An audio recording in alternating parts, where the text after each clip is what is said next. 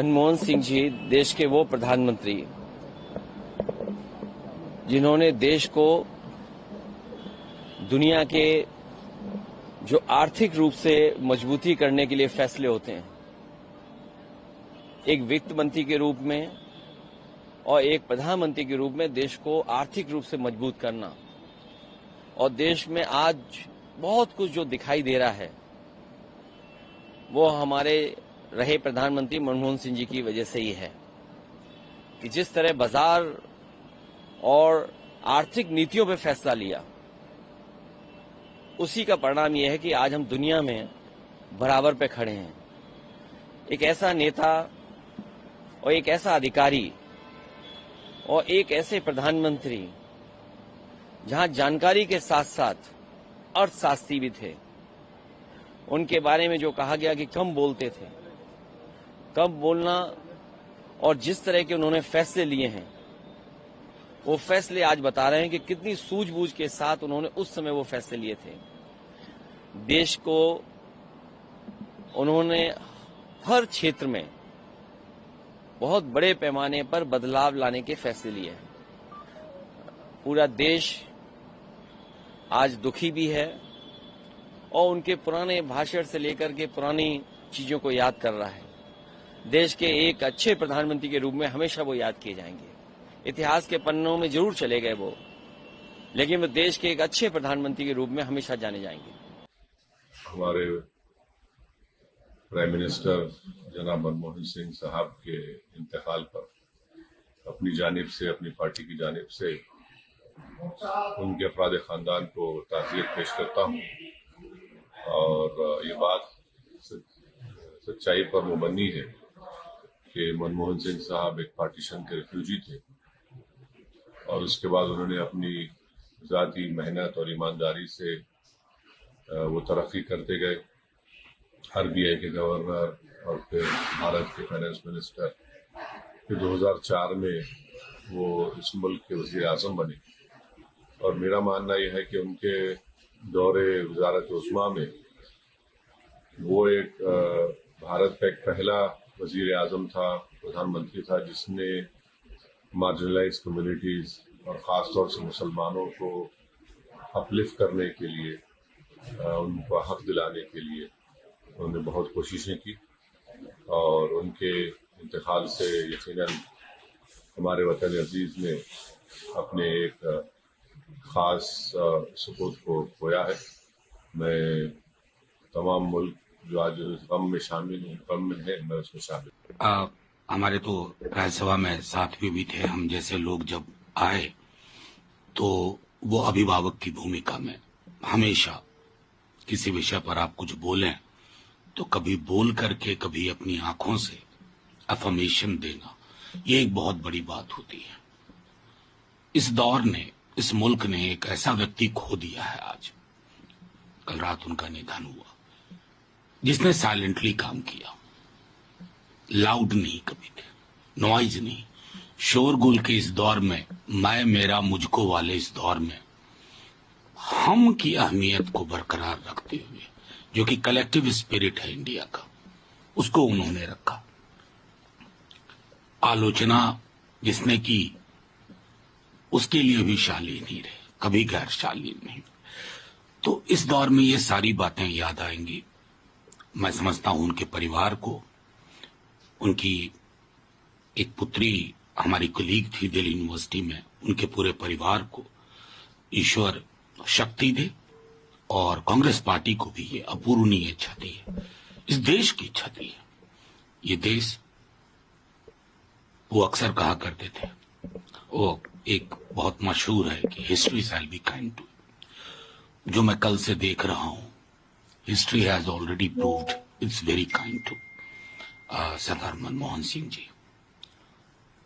बस और क्या कहूं, मुश्किल है। अपने सेनापति को खो दिया है।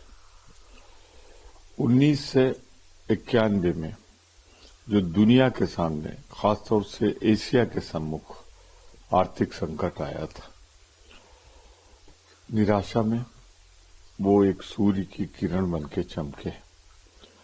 आर्थिक सुधार, उदारीकरण का खतरा मोल लिया उन्होंने। और मैं कह सकता हूं 96 तक उन्होंने छोटे उद्यमियों, व्यापारियों, किसानों और बेरोजगारों के लिए एक नई आशा की राह दिखाई।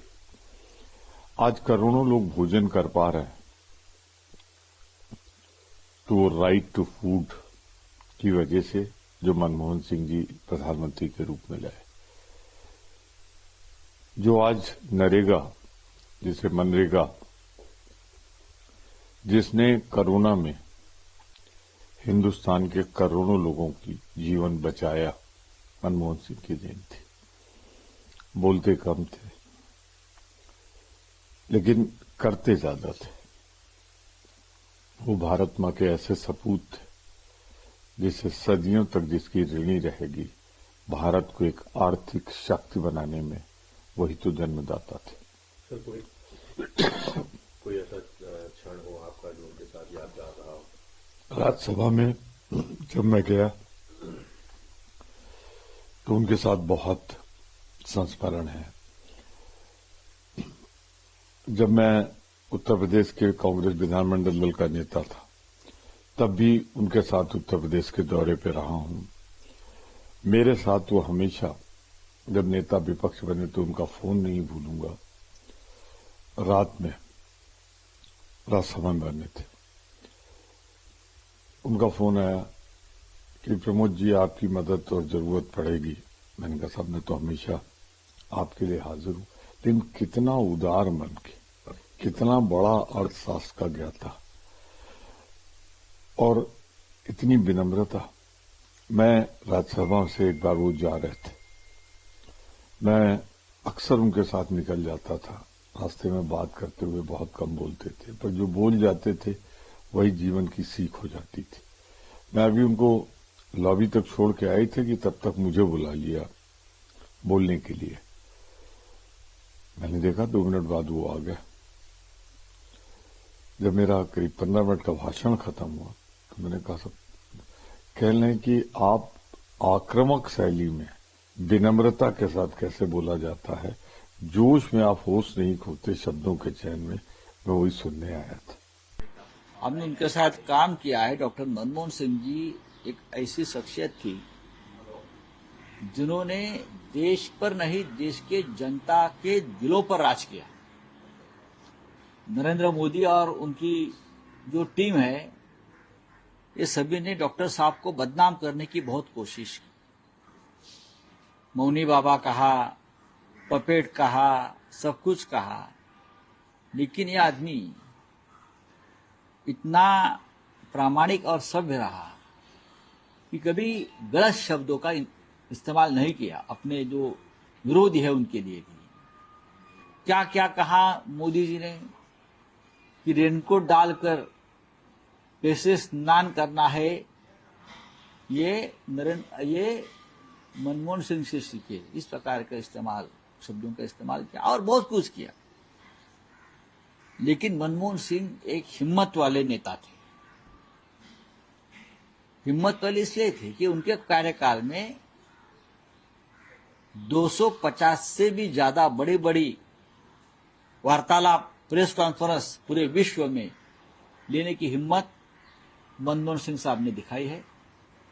सभी प्रश्नों का जवाब देते थे, लोगों से डायलॉग करते थे।